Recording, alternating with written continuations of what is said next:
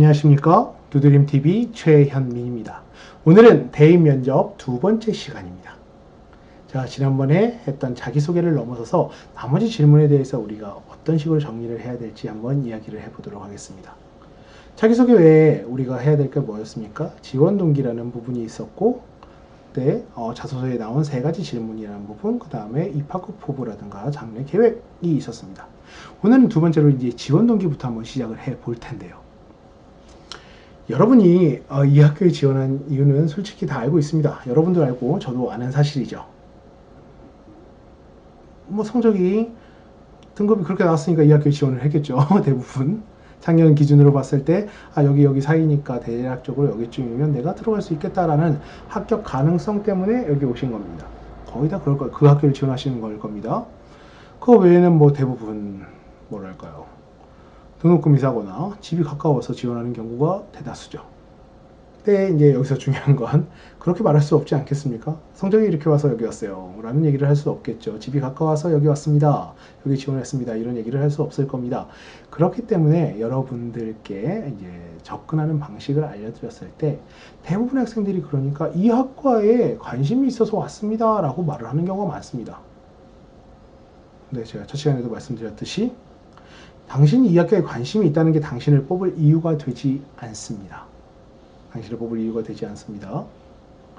그렇기 때문에 여러분, 그리고 더 나아가선 그 관심이 있다라는 거 다른 친구들도 다 그렇게 얘기할 겁니다. 100명이면 99명이 다 그런 식으로 얘기를 할 겁니다. 그렇기 때문에 여러분은 좀 더 차별화되고 유니크한 대답 혹은 준비를 하실 필요가 있습니다. 지원 동기라는 건요, 이 학과에 대한 지원 동기가 되기도 하지만 다른 의미로 봤을 땐 이 학교에 대한 지원 동기가 되기도 합니다. 근데 솔직히 여러분 그 부분에 없죠. 그러니까 그 이유가 없죠. 이 학교를 지원한 이유가 거의 다 없습니다. 목적성이 거의 다 없어요. 성적 맞춰서 한 거기 때문에. 그러니까 조사를 좀 해주시기 바랍니다. 왜 이 학교인지에 대해서.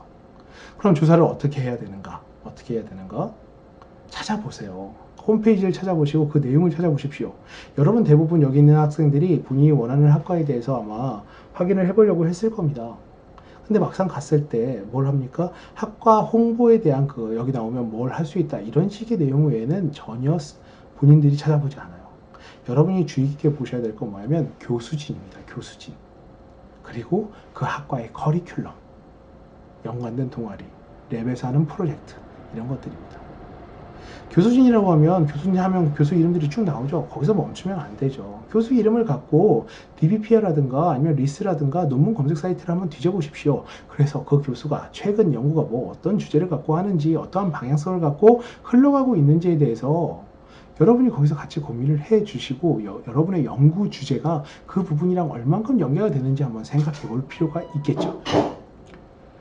어떤 의미냐면요, 여러분, 이유를 줘야 된다는 거예요. 이유를.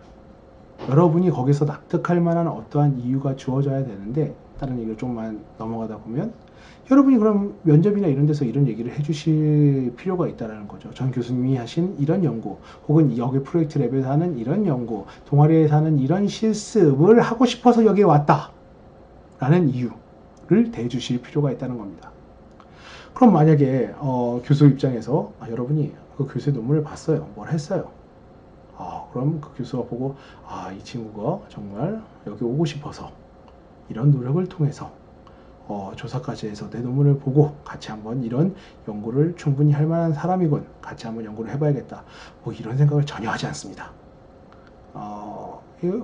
여러분 아직 고등학생인데요, 여러분이 그런 연구를 할 거라고 생각을 하겠습니까? 간단하게 말해서. 하지만 인정할 수 있는 게 뭐냐면요, 여러분이 논문을 정말 관심 있어서 찾아봤느냐? 몰라요. 이 논문을 이해하기 위해서 몇 번이나 다독을 했는가? 몰라요. 100% 이해하기 위한 지식적인 측면이 있는가? 모릅니다. 하지만 확신할 수 있는 건 뭐냐? 얘가 그래도 여기 오고 싶어서 인터넷에 한 번 더 뒤져봤을 것이고, 이 논문에 대한 이름을 외워갖고 왔을 것이고, 한 번 더 클릭이라는 노력을 했을 것이다 라는 측면을 알 수 있겠죠. 그 한 끗 차이의 노력 때문에 당신이라는 사람에게 플러스 1점을 더 줄 수 있는 겁니다. 지원 동기라는 건 그런 겁니다. 로열티죠. 이 학교에 왜 오고 싶은가? 왜냐면 결국 여러분이 이 학교에서 성장을 해야 되는데 그만큼 학교에 대한 애착, 여기서 열심히 하겠다. 어차피 대학 가면 열심히 안 하겠지만 그럼에도 불구하고 처음에 그 열이라든가 열정이라는 걸 나타내는 최소한의 로열티라든가 그 열의를 실제 지원 동기에서 보여주실 필요가 있다는 겁니다. 이 학교에 대한. 근데 이것이 꼭 이제 학과가 아니어도 상관없어요. 뭐냐면 그냥 학교에 대한 부분도 괜찮습니다. 학교의 정책이라든가 학교에서 하는 어떤 지원 프로그램이라든가 아니면 내가 배우고 싶은 부분의 커리큘럼에 일하는 부분. 그러니까 여러분이 그만큼 조사를 하실 필요가 있다는 거예요. 조사를 하고 내가 하고 싶은 연구 주제라든가 하고자 하는 부분이 얼만큼 그게 연계가 되어 있는가를 확인해야 그리고 그게 이유가 되는 거죠. 당신을 뽑아야 될 이유, 당신이 지원한 이유. 여러분이 그 지원의 이유가 목적성이 명확하다면 이쪽에서도 뽑아야 될 이유, 딴 사람보다 훨씬 더 나은 방식으로 뽑아야 될 이유가 생기는 겁니다. 이건 약간 비공식적으로 말씀을 드리자면 여러분이 만약에 면접에서 떨어지잖아요. 그러니까 면접까지 갔는데 면접에서 떨어지면 그건 그냥 면접을 못 봐서 떨어진 겁니다. 간단하게 말해서. 왜 그러냐면요. 여러분이 평가자라고 생각해 보세요.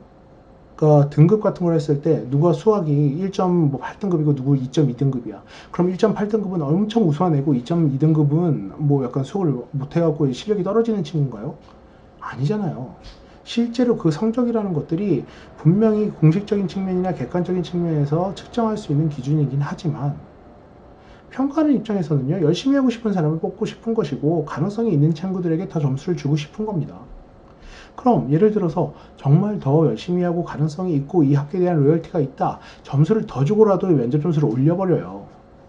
당연한 거 아니겠습니까? 가능성이 있는 사람에게 투자한다. 이건 어디 가나 어느 회사건 어느 학교건 다 같은 방향성인 겁니다. 그럼 여러분 보여줘야 될 게 뭐겠어요? 그 열정을 보여주셔야 되고 그 열의를 표해주셔야 되고 그게 감정적인 표현이 아니라 행동으로서 이 학교에 대해서 얼만큼 조사해왔고 내가 하고자 하는 부분에 그 앞으로의 계획과 어떻게 연계가 되는지 혹은 그 부분에서 행동으로서 증명을 해주실 필요가 있다는 거죠. 그게 클릭 한 번의 조사라도. 이게 바로 지원 동기인 겁니다. 여러분이 어필하셔야 될 지원 동기. 이 지원 동기를 할 때도 지난번과 마찬가지로 문단 구조는 동일합니다. 뭐냐면 첫 번째 두 가지라고 했죠. 저는 이러한 이유 때문에 이 학교에 지원을 했습니다. 라고 우선 두 가지로 표현을 해놓은 다음에 거기에 대한 구체성, 그 다음에 연관성, 마무리 정리 문장 이렇게 가셔야 되는 겁니다.